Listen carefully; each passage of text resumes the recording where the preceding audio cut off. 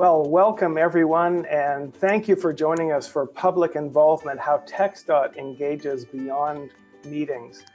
We're so glad that there's such great interest in this topic, and you are in for a doozy of a webinar. We've been working with TxDOT, and we did a few dry runs, and they're just so fabulous in how they approach public involvement in a very unique way. And we've got over 800 people registered for today's webinar, so we're thrilled with the interest in this session and happy to begin right now. My name is Dave Biggs. I'm the Chief Engagement Officer here at MetroQuest, and I'm pleased to be the host for today's webinar. And what I would like to do is begin by just going through a brief description of the agenda for today. We've got a very simple agenda. There's 4 stages to today's webinar. The first one is going to be very briefly, I'm going to cover some of the challenges that we've noticed looking across multiple efforts of public involvement for transportation planning. I'm going to segue into introducing the TxDOT team, and they're going to go through in quite a bit of detail how they're approaching public involvement to go beyond public meetings to really improve the performance of their public involvement dramatically across multiple projects at different scales. And then I'm going to come back and I'm going to look at best practices, looking across multiple different case studies on what we've seen as being the best tips for achieving success in public involvement for transportation planning. And then we're going to go into a Q&A session where we're going to take as many of your questions as possible during that Q&A at the end of the session.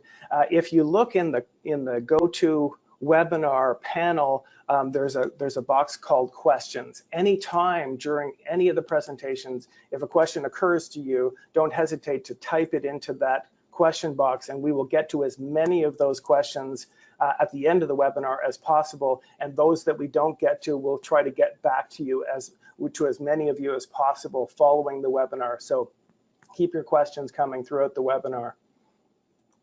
With that, I'm going to jump into 3 primary challenges that we've noticed working with a variety of different agencies on public involvement for transportation planning.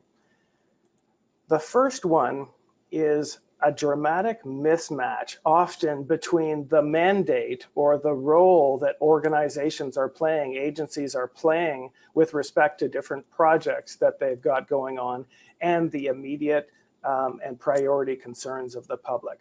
Sometimes those don't mesh perfectly. There's issues that the public is very concerned about, and the public are naturally kind of short-term thinkers. They're thinking about, what's best for them today, what's worrying about them about the short-term future, next week, next month, and so forth. Meanwhile, agencies have a schedule for what they need to do in terms of planning and public engagement, both for long-range planning as well as all scales throughout the planning process, and at a regional scale, at a very local scale.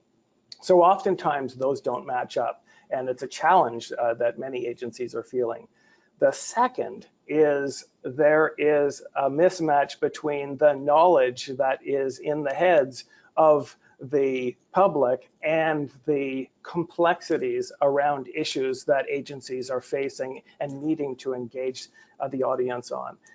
Oftentimes, one of the most difficult things with public involvement is to remember what you know and what you have learned, and what the public has not yet learned about the trade-offs associated with different choices, the complexities, the limitations, the mandate of organizations, the realities that many of us take for granted working in the industry that aren't appreciated by the audience. Meanwhile, we have to get informed input from the audience. So that's a real tension that agencies are facing.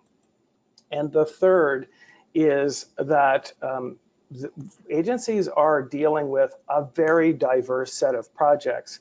And oftentimes, because they're trying to be efficient about their use of staff time and their use of resources, they're trying to oftentimes engage the audience in a similar way for each project at a different scale and for different types of projects. And sometimes a kind of cookie cutter approach to public involvement doesn't work because the projects are so different. So dealing with having to essentially create a unique way of engaging the public on each project at different scales, depending on what the current conditions are, the concerns and so forth, and the issues that need to be addressed, becomes very difficult to deal with when you apply the same approach each time.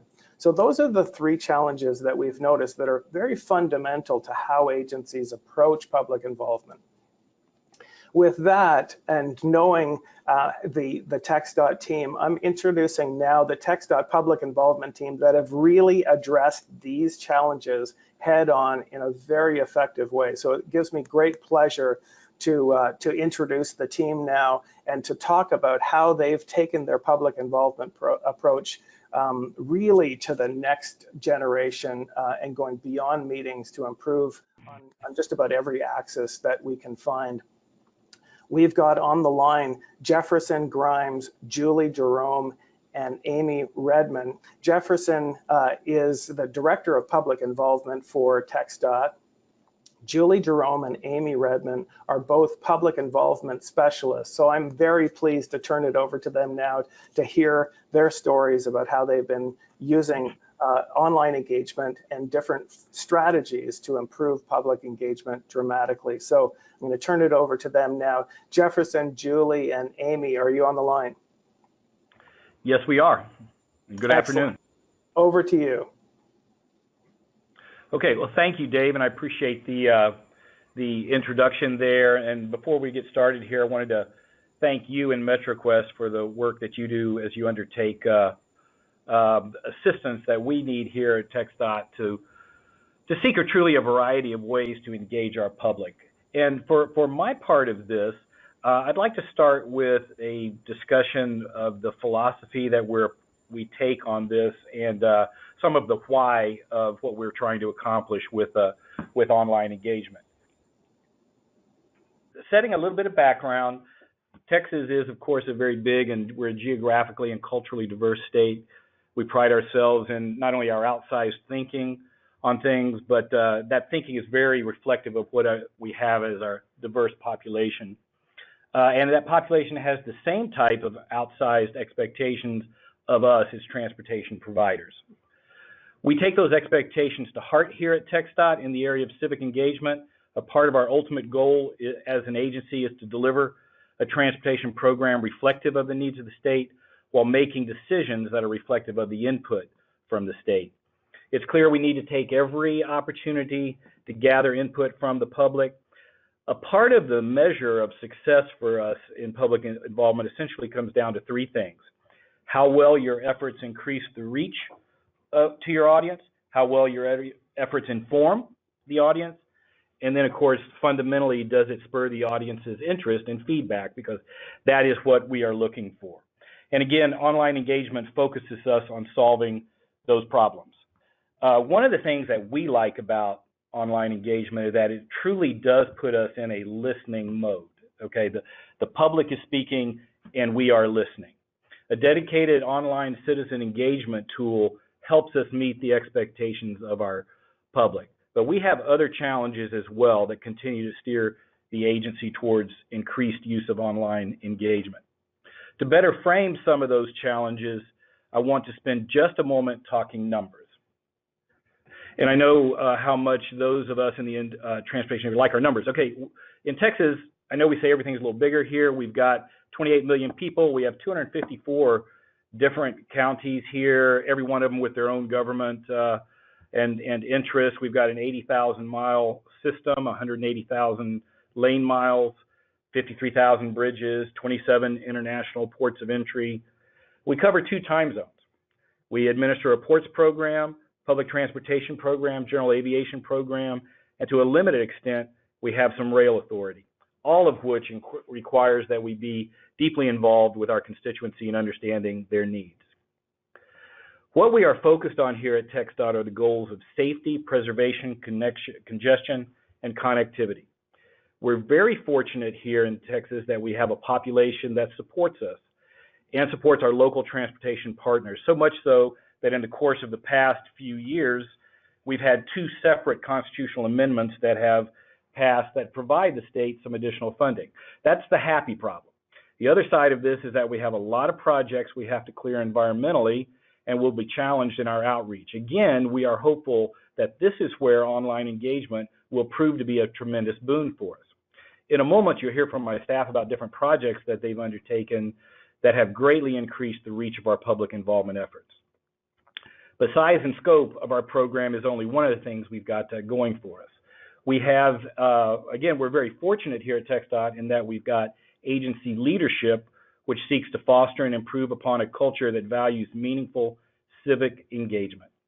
Several years ago, our governing board adopted a formal public involvement policy that's designed to guide the culture and the work of the agency all the way from project development early through construction at the end. At its basic level, it does 2 things. First, it establishes that we are committed to purposefully involving the public by providing for early, continuous, transparent, and effective access to information and, of course, our decision-making process. But then secondly, and perhaps most significantly in terms of, from our perspective, online engagement, the policy directs us to continuously evaluate and update the methods we use to encourage broad participation. So for us, that's not only a license to be as creative as we can, it's also, of course, an expectation from our leadership that we will undertake initiatives needed to meet the goals of the policy. And again, this is where we are hopeful that online engagement and using this tool will prove helpful. In demonstrating this, I want to spend a moment highlighting specifically the components of civic engagement that we are seeking to solve through online engagement. Keep in mind, of course, that successful public involvement is the result of a robust and diverse and far-reaching series of strategies aimed at reaching and informing the public. We all know that. Just like you, we rely on public involvement planning that incorporates traditional techniques, traditional media, social media, a bevy of facts, fact sheets, and FAQs, display boards, etc., to ensure that the public is aware of what we are doing and has the opportunity to participate. But not everyone, of course, can go to an in-person meeting at 5:30 p.m. on a Tuesday, so we have to supplement those traditional outreach efforts with opportunities for citizens to engage online. When we began to look at more formally incorporating dedicated online public input platform, we focused really on 3 aspects overall of civic engagement.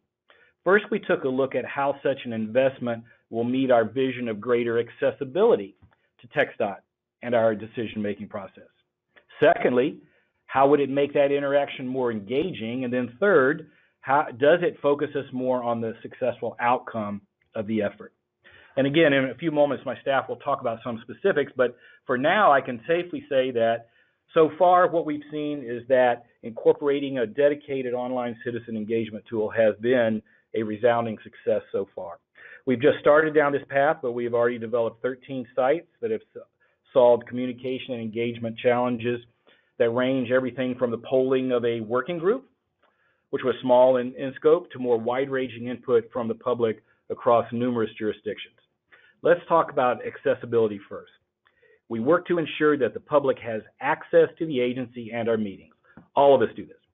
Success is realized when the public is both aware of the event and has the opportunity to participate. The appropriate marketing of opportunities for the public to provide us input and commentary is absolutely a critical element of online engagement. It's one thing to build the site, whatever it is you're using, but you must have a thorough strategy for driving the public to the site. And this is where my staff has done a absolutely exceptional job in pushing the public to these sites. Adding references to this online tool is one of the first steps that we take. We add that to every single document that we publish. But we've also developed project-specific web pages that highlight the application. We've placed display boards in public places to drive participation, and we've used social media extensively to do the same. Developing project-specific sites increases the public's awareness of what we're doing. Additionally, because the survey may be accessed and completed at any time, we are solving some of the issues surrounding the opportunity to provide informed input on a project. All of us know taking civic engagement online solves a good bit of the challenge we all face, ensuring the public has input into into the decision-making process we all take. Another thing we looked at was how does this investment provide for deeper and better engagement and understanding by the public? Let's face it, our attention span is obviously directly proportional to how interesting whatever we are focusing on at the moment is. Online engagement helps us in providing the hook, so to speak, needed to capture the public's attention. First off, these sites provide a visual representation and orientation that helps in developing true understanding of the project. Also, it is, of course, an interactive platform that can be accessed through a PC or smartphone. That goes without saying. Further, it focuses the reader on a specific set of pertinent information and questions that seek to stimulate that engagement. And then finally, it generally takes only about 5 to 7 minutes to complete and can be completed at any time, not just during a public meeting.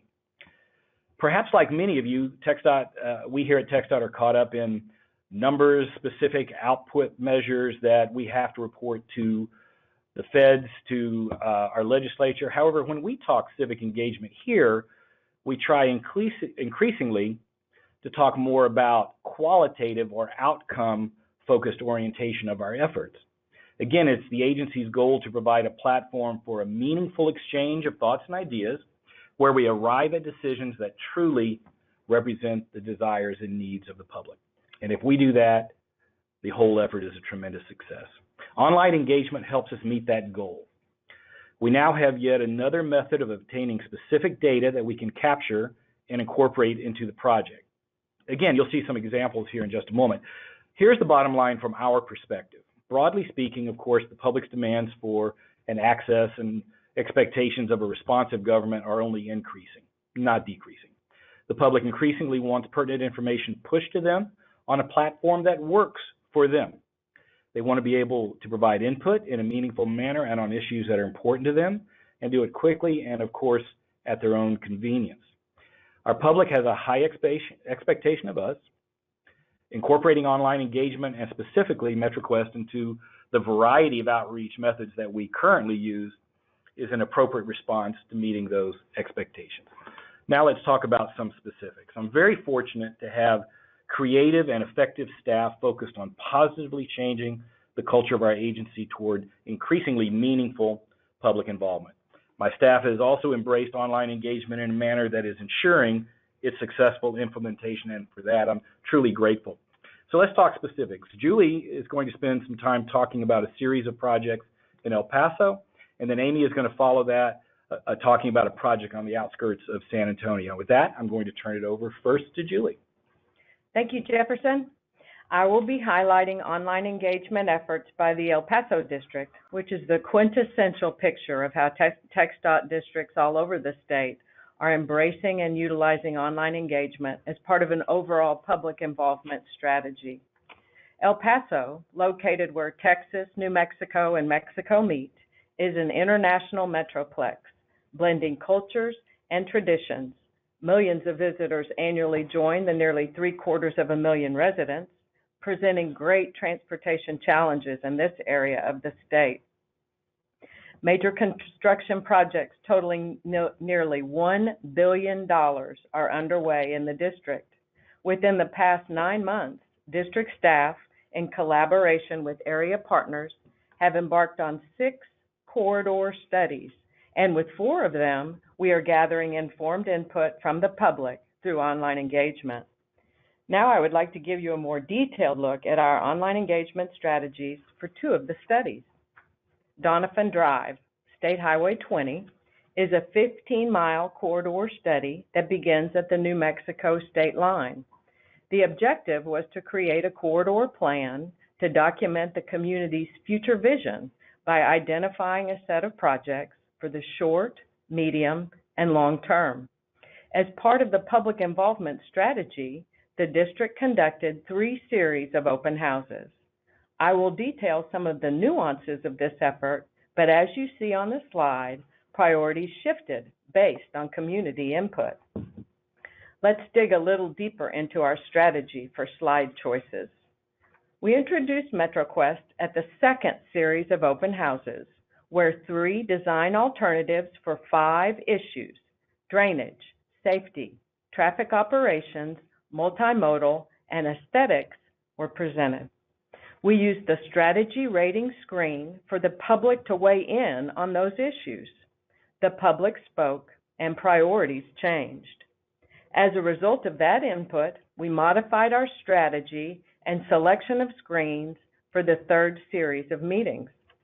We used the image rating screen uniquely this time to present the newly prioritized issues from the second series of meetings. For each of the 5 issues on this screen, we first presented a What We Heard From You tab, and then a tab of our proposed design based on that input. We also used the image rating screen for aesthetic features at 3 communities along the corridor. This approach really showcased the visual aspect of the tool as we offered distinct styles and looks for each of the communities. It was a powerful way for the public to visualize what their communities could look like with the improvements. Donovan Drive is not one of the major corridors in the El Paso district context, so you don't have to have a major corridor study to offer online engagement. However, it is very important to the 3 communities that will be impacted, and they appreciated the opportunity to participate. Let's now look at El Paso's efforts at outreach for online engagement. I'd like to highlight 3 outreach strategies our districts are using to increase the number of surveys completed. Our MetroQuest sites live on the project web pages, and this serves as a powerful outreach tool for several reasons. Project pages are a dynamic way of presenting robust, deep information about a project to create an informed public. And the MetroQuest link on the project page helps build a community of information for the public to view at their convenience. The project page is also a consistent host where, through various outreach materials such as flyers and business cards with QR codes, we can send the public. And the project page is accessible 24/7. El Paso also provided tablets at a minor league baseball game and Poppies Festival for the public to complete surveys on site. This is an extremely effective way to capture hundreds of members of the public where they are, instead of asking them to come to your meeting. For each of the El Paso sites, the district maximized the effectiveness of Twitter as an outreach tool. Now I would like to share our district's approaches to reaching a diverse audience. More than 80% of the El Paso area is Hispanic or Latino, so it's rare that meeting materials in the area are not translated to Spanish.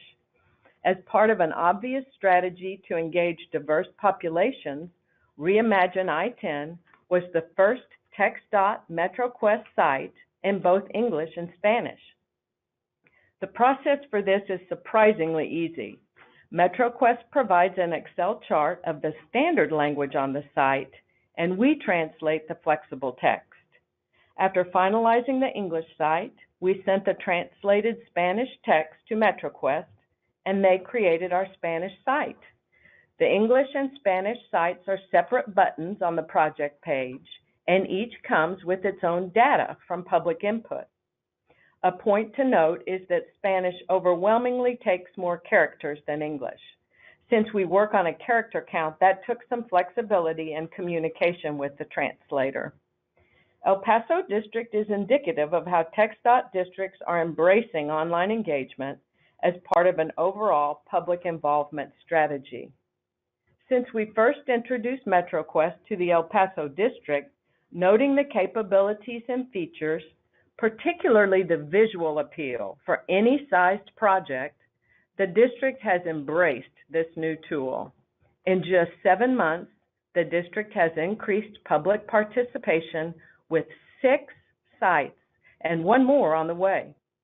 I remember one project manager noting that her project was very small, but she was interested in educating and engaging the public nevertheless.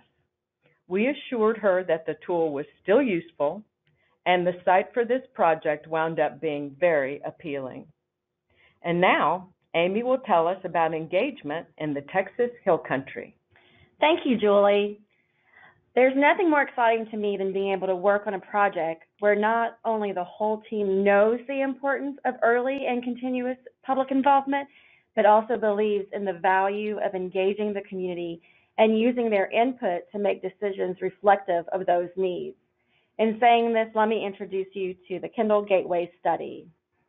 Let me take you 30 miles outside of San Antonio. You will find the city of Boerne, deep in the heart of the Texas Hill Country. Boerne is the Kendall County seat, attracting development and population, so much so that it was recently identified by the U.S. Census Bureau as the 12th fastest growing county in the United States. The Kendall Gateway Study is a joint effort of Kendall County, the city of Boerne, and the TxDOT San Antonio district.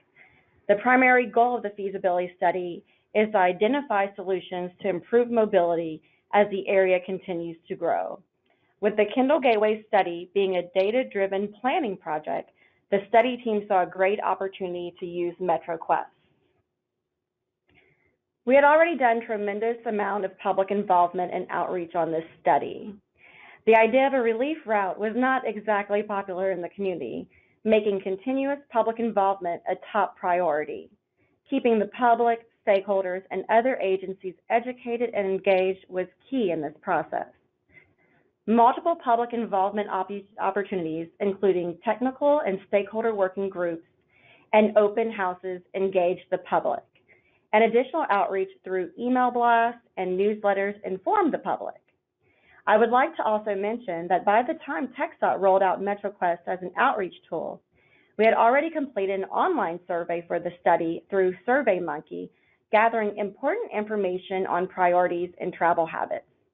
One thing to remember is that no matter where you are in the process, there's always more questions that can be presented.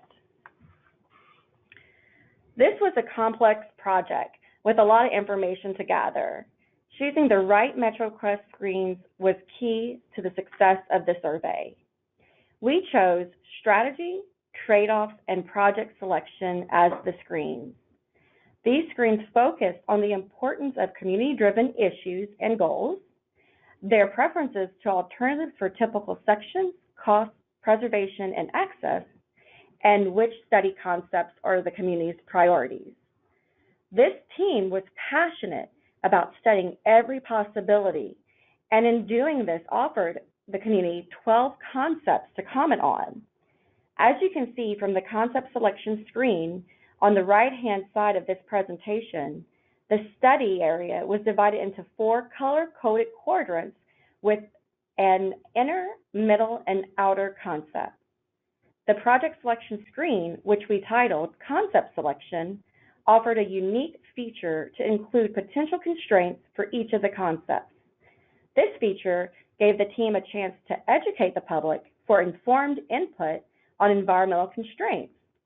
The constraints that we highlighted were potential acres of right-of-way, the number of stream crossings, acres in a floodplain, and potential residential or commercial impacts. We made many revisions to the screens to get the right fit and the right questions, and the results made it worthwhile. The survey launched with a station at the open house. As you can see from the picture on the top left, we were really excited. We hosted over 160 that night. Business cards and an exhibit board presented links to the project page and survey, plus the QR code.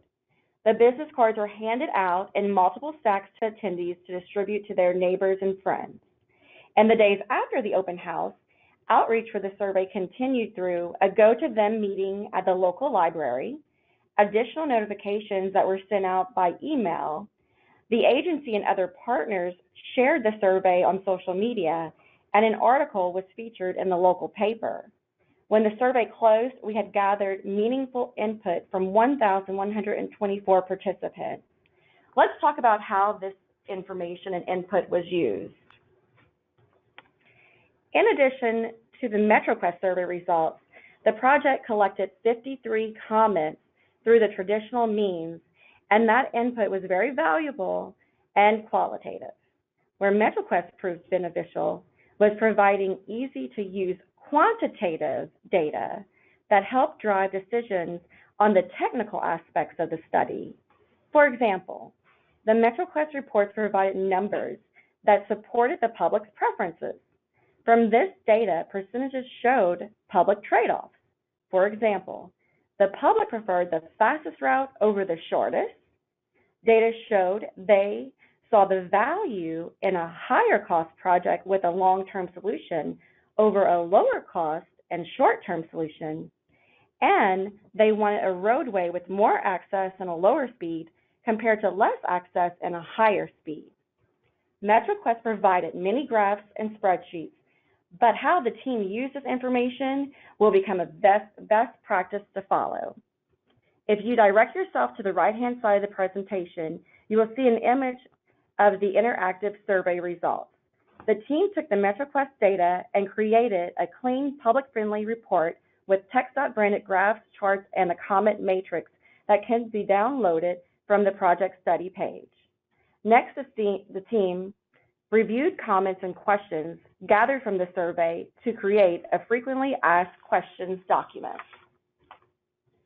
This FAQ was published as part of a study newsletter showing the public we were listening to their concerns and answering their questions. And one of my favorite examples of how the data was used takes us to the last stakeholder and technical working group meeting. At this meeting, small groups were presented with graphs from the interactive survey results report, in addition to technical data collected throughout the study. The small groups were charged with reaching consensus on one concept per quadrant based on the information presented. This workshop puts stakeholders in TxDOT's shoes, showing them how we use public feedback in decisions and recommendations. In closing this conversation on the Kendall Gateway study, MetroQuest was able to provide TxDOT with a tool that actively listens to the public and provides data that can be used in a unique way to show the public that their comments are heard and used in decision making. Turning back to Jefferson, TxDOT has had more success in other areas of the state as well. Thank you, Amy, and thank you, Julie, both. One of the things that we've seen here with our use of online engagement, and specifically this tool, that I've appreciated thus far has been the fact that there's a wide variety of projects that we can use this particular MetroQuest tool on. For instance, we want to highlight a few other successes.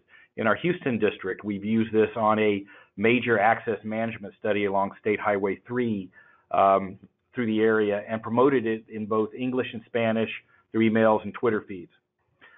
We've also used it in our Waco district for a US 190 project through a smaller urbanized area, where we offered, again, like Amy's project, a wide variety of complex alternatives. We got great feedback back from the public. We've used it through our Beaumont district on US 69 through East Texas, which is, again, a rural area, and we've used a creative approach to driving the public to the site. We've used MetroQuest for gathering input along a highly congested area on a farm-to-market road in our Bryan district near the Texas A&M University campus. We used a wide variety of social media and other tactics to push the public to it, and we got a wide variety of age group of those that participated, so it was tremendous. In closing, I want to say, first of all, kudos to my team and to MetroQuest for working to establish clearly a solid partnership on this. We here on the public involvement side of things at TxDOT are working to move the agency in the direction of more meaningful public involvement beyond the traditional meeting, and again, online engagement is helping us get there. And with that, I'm going to turn it back over to you, Dave. Thank you.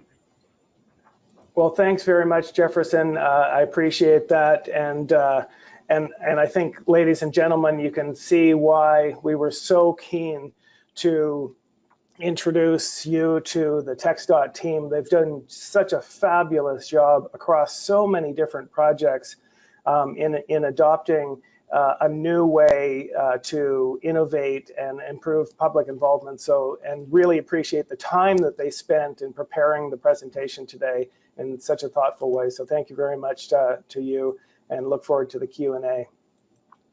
I want to begin my session now with a quick poll about what your top engagement priorities. So when you're thinking about how you want to improve your public involvement. What are your top priorities? You can pick as many of these as make sense to you. It'd be interesting to see the patterns. We've now given this same poll to over 5,000 people, and so it's interesting to see the patterns that are forming around top priorities. And obviously we had to pick what we thought would be the most popular responses here, but in the follow-up material, you can always let us know if we forgot anything that's really top of mind for you. So I'll give a few more seconds for people to weigh in on this poll.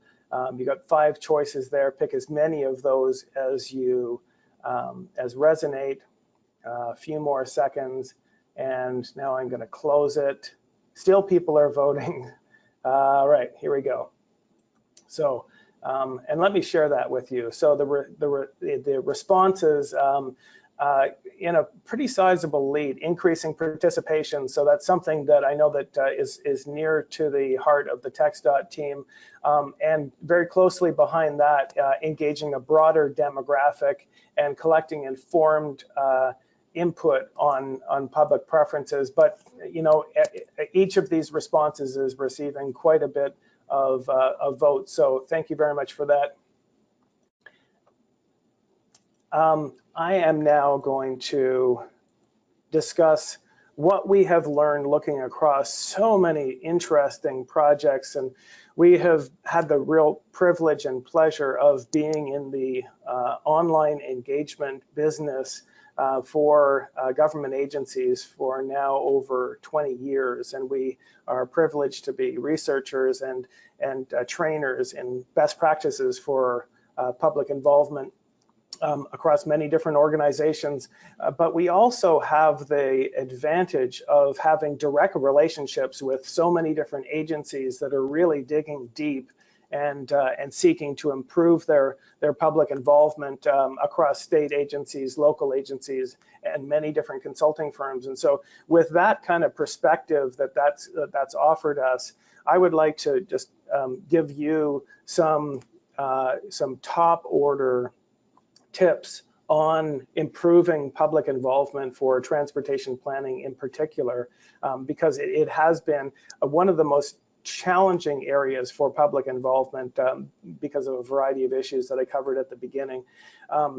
Don't worry about recording this or taking notes. We will be sharing the recording with each of you following the session. We'll also be sharing with you a guidebook that we've put together with many different tips and best practices for online engagement. So just sit back and relax for this part of the session. I'm going to just remind you about the 3 challenges that I started the session with today.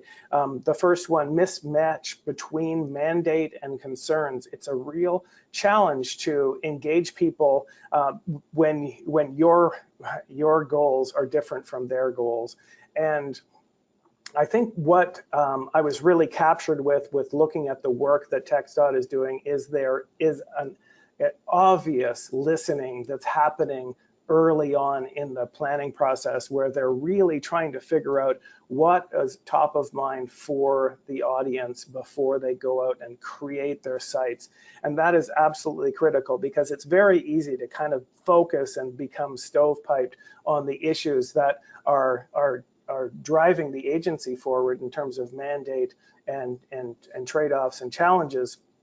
But it's really critical, if you're going to get a large audience to participate online or face-to-face, you need to express things in terms of issues that are resonating with the people today in their immediate lives. And so I just want to just highlight an example of how TxDOT has really done this extremely well, because you know, I really enjoyed their presentation, but I don't think they're really tooting their own horn enough, because really with any of these tools, it's critical to make good choices on content going into the tools. And just look at the structure of what they've done here. Very, very clear pictures and brief amount of text, starting people with a question of what are your priorities for this particular issue or corridor or planning process. absolutely the best way to start a conversation is what is important to you. It really sets the tone that it is about them and their priorities, but also making sure that people understand in a subtle way that there's some trade-off choices to be made, because you can't put everything first and you can't even put everything as a priority. So really good thinking went into this content. The tendency to overwrite text, to put in complicated pictures that don't really communicate anything to people in a blink of an eye is really, really strong. And the TxDOT team has done an exceptional job with these screens. The second challenge that I talked about in the beginning remarks was the mismatch between the issues, the complex issues and trade-offs and limitations and resource constraints and all of the way things are connected that is in the heads naturally of the people working in the industry, but is not shared by the audience, the public. The public doesn't do this daily, and so they don't understand the kind of things that we understand as practitioners. And one of the most difficult things to do is for us to put ourselves in their shoes and remember what it was like to not know what we know. And I think the TxDOT team has just done an exceptional example of focusing on communication. How do we communicate things in as clear a way as possible, in as fast a way as possible? And they use imagery in a very, very effective way. So for example, in this corridor example, they allow people to look at different options of how the intersection could look. These pictures communicate information very, very quickly and very clearly, and allows people to then look at the information, weigh in on which option they like the best. The effort that they put into some of these choices and some of these visualizations is really clear that their heart is in the right place of how do we communicate to a lay audience, to a general public, the most effective way of understanding what the nature of the choices and the options are, using scenarios and visualization to show, for example, different alignments of road developments, very clearly not only communicating the benefits, but also the concerns or the trade-offs associated with each option. So very, very transparent about the pros and cons of different alternatives before the audience then weighs in on which one they prefer. Very, very consistent way of weaving in education into the process, so you can be assured that the information coming back is trustworthy, that the public doesn't need to have an advanced degree in order to make informed choices, because the trade-offs are being so clearly communicated, woven into the engagement experience. So, you know, imagery like this, do you agree or disagree with this kind of way of designing the roadway? Trade-off screens where you're actually making the trade-off choices that the audience is required to look at, very, very clear amongst these different choices. And number 3, diverse projects at different scales. It's really important to understand that each project is considerably different, and that a toolbox approach or having a different approach for each project is sometimes necessary. So I want to show you some examples live, because they weren't able to show you some of these examples live, and I just want to give you a sense of how they work. So here is one of the projects where they're asking people to weigh in on these different opportunities, and very, very clear with not a lot of text. They're asking people which of these strategies or actions they would like to see happen. Here again, those visual options and allowing people to weigh in. So this is nothing like a multiple choice survey, but they have included in here in this screen anything else on your mind. What else are you thinking about? So very clearly kind of combining structured input with open-ended input, and on the last screen, communicating or asking people to weigh in on their priorities. Here's that trade-off screen that they are using so effectively, allowing people to weigh in on critical issues that we can't have everything. So where would you put yourself on this? Would you like a roadway with higher access or higher speed? Where would you put that? And it's a trade-off. We can't have everything. So very clearly communicating that. Once again, the priority ranking screen, keeping the issues very crisp and clear, not a lot of text, and allowing people to only put in 3 of these priorities above the line.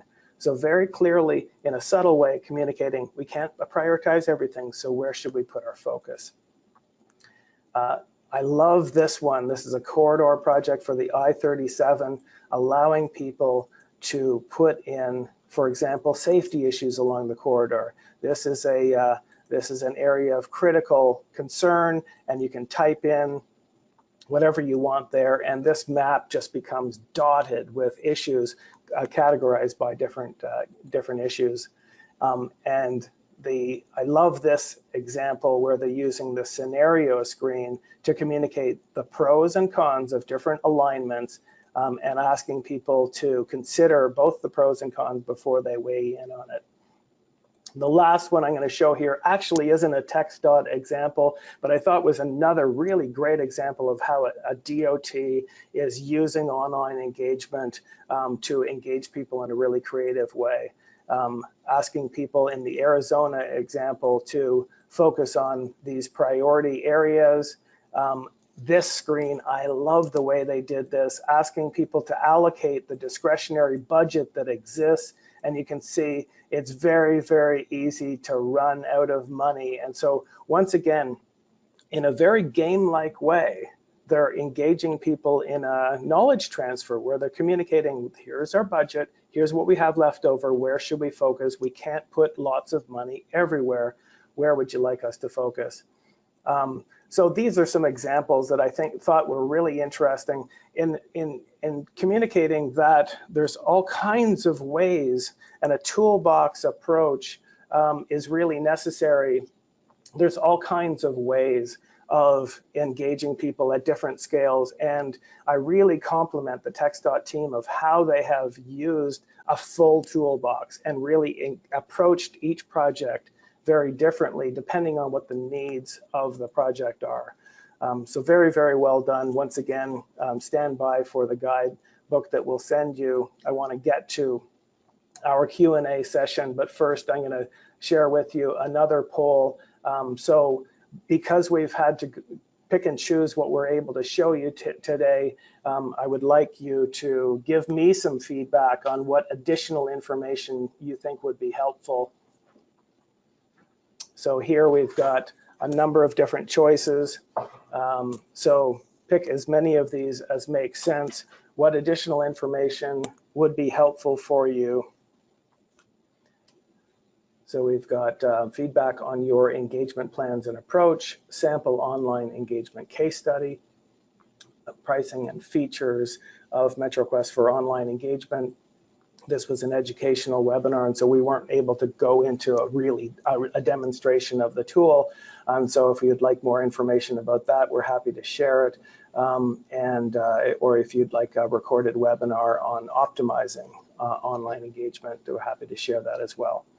So let's close that. And I don't want to take any more time, so I want to go as quickly as possible to our Q&A session because I know that there's a lot of questions that have come in. I want to let you know that it would be great. There's so many people on the line. If you are happening to go to the American Planning Association conference that's beginning at the end of this week, take some time to stop by and say hello to us. We would love to meet you face to face. And give you more of a look around of MetroQuest if you would like. And we've got a survey that we're running for there because, you know, we're survey people. And so come by and say hello. And with that, we're going to jump into our Q&A session. So let's begin. We've got a good 10 minutes left in our time period to address as many of these questions as possible. So let's dive in. So with these questions, Holy smokes, we've got some fantastic questions that have come in. What are some examples of the number of responses you are getting through MetroQuest on a project? So I'm happy to start and certainly turn it over to the TxDOT team for additional input. In general, I mean, MetroQuest is very, very focused on engaging the largest number of people possible to lower the barriers to participation. And so we're typically engaging, very large numbers, usually about 10 times what a kind of traditional multiple choice survey, particularly because it's easy and fast for people, and it's quite entertaining, so people share it with their colleagues. So we have many projects that are in excess of 10,000 participants. We've got a whole bunch of projects, and most major projects are in the thousands. And I know that TxDOT has received similar results. And then there's smaller projects like an intersection or a corridor study where you wouldn't expect a large audience, but hopefully much better than a public involvement meeting would be. Jefferson and crew, would you like to add anything there? Yeah, sure. First thing I want to do is kind of echo some of what you've said there, Dave. The variety of and the numbers of responses that we've gotten on these initiatives across the board have varied a lot, but our expectation has varied as well. We, for instance, I know on one of the projects we targeted about 150 stakeholders, and we wanted to hear specifically from them. Not all of those stakeholders responded, but we got a good sampling from them. So it was a very targeted effort. The introduction to the survey was sent directly to these specific stakeholders. On the other side of things, we've had Amy's example where we had over 1,000 responses, points of input into the study. I thought, that was fantastic as well. Something to keep in mind here, and I know that numbers are great, okay, and having, hundreds or thousands of responses is fantastic. But here is something that one of our project managers said, and I think it was in El Paso, Julie, but I'm not real sure. We may have gotten a lesser number of respondents, but it was 30 or 50 or 70 people that would not necessarily have responded anyway. So to me, on this, looking at the side of things about the quality of the engagement and the outcome of it, were they in fact informed input from the public? And the answer is yes, they were. And the tool helped in that regard. So it's kind of been all over the place as far as the numbers go. I would just encourage us all to again, kind of like what I started with, look a little bit past the numbers and are we getting the kind of substantive input that helps inform our decision making. So that's my thought, Dave. Yeah, that's really wise, Jefferson. And well, if we look at the goals, when we asked the audience online today for their goals, number one was increasing numbers. Number two, very close behind, was a broader demographic, which is something that I know that you focus on there. And number three, close behind that, was collecting informed input. So all three of those are very challenging, and I think you've done an exceptional job of leveraging online tools, but marrying them with a great outreach program in terms of advertisement and getting the word out, but also marrying them with your face-to-face activities. We've got another question here directed, I think, towards us here at MetroQuest. How do you ensure that members of the public only contribute once rather than the same 10 people commandeering the process with an online response campaign? That is something that is very frequently asked, and because we do not require people to create an account with their email and that sort of thing, which we know 9 out of 10 people will not do, and you'll have low turnouts. we have built into MetroQuest a strategy for making sure that people don't vote 500 times for their favorite whatever it is. And that's all invisible to the users, but using things like IP address and tracking responses and times of responses, it's very, very obvious to see when people are trying to abuse the system. It does not happen very often, but when it does, it's useful to have those checks and balances in place. Another question for TxDOT. Can you comment on what percentage of the total budget you devote to public involvement activities? Is there a rule of thumb that you use? Well, there's not a rule of thumb. I mean, we have a very involved process here at TxDOT for, assigning budget to specific projects, and the amount of public involvement that we need to undertake on these projects, Dave, it can vary greatly. Okay, and there really is no rule of thumb. We try our very best to match the cost from a cost allocation perspective with whatever the challenge is. I mean, we've got lesser projects that perhaps may have less budget afforded to them, while we may have multi-million-dollar projects that have a sizable amount. So I don't have the numbers right on hand, but I will say this: a very wise person told me one time that if so much of your success of a project depends on the input and support of the public, the last thing you want to do is strangle your budget for public involvement. So we kind of take that approach when we're negotiating our contracts and our outreach. So very good. Well, thanks for that. There's several questions here about actually several compliments about the use of bilingual sites, right. And how thoughtful that was to include English and Spanish and other languages in your outreach.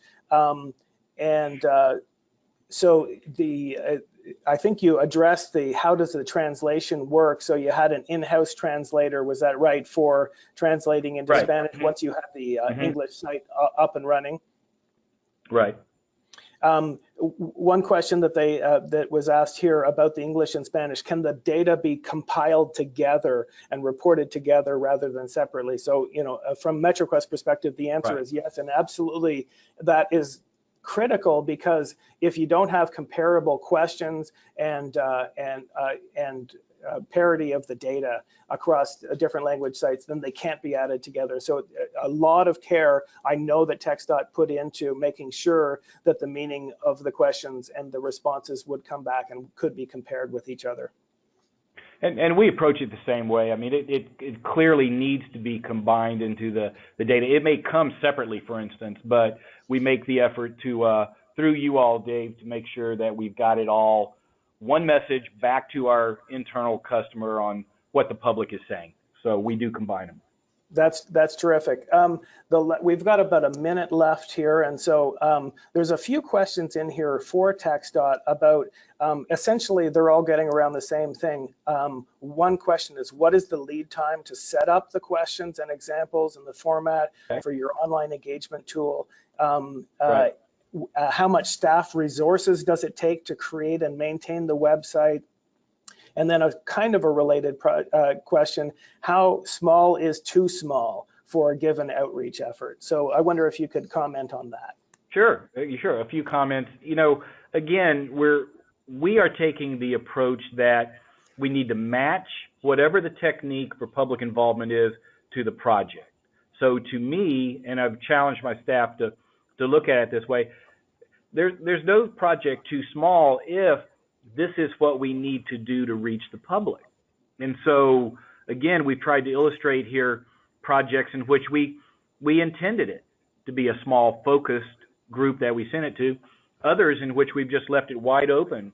We've got numerous projects. I think the one in Houston, we got 300 to 400 comments on, and we would have expected that, from that group. So, to me, there's no project too small. Now, from a budgetary perspective, you got to kind of look at what you're running into there. The lead time, We're working on that right now. We get started about 4 to 6 weeks out.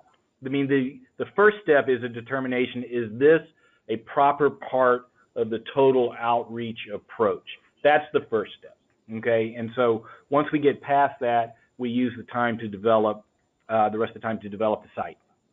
Right. Very good. Well, thank you so much, and thank you again, Jefferson, Julie, and Amy, for preparing that case study, multiple case studies, and synthesizing it into an overall feedback on your new public involvement efforts. Greatly appreciate that. I also want to thank the American Association of State and Highway and Transportation Officials, AASHTO, the American Planning Association, and the National Coalition for Dialogue and Deliberation for their co-sponsorship of today's webinar.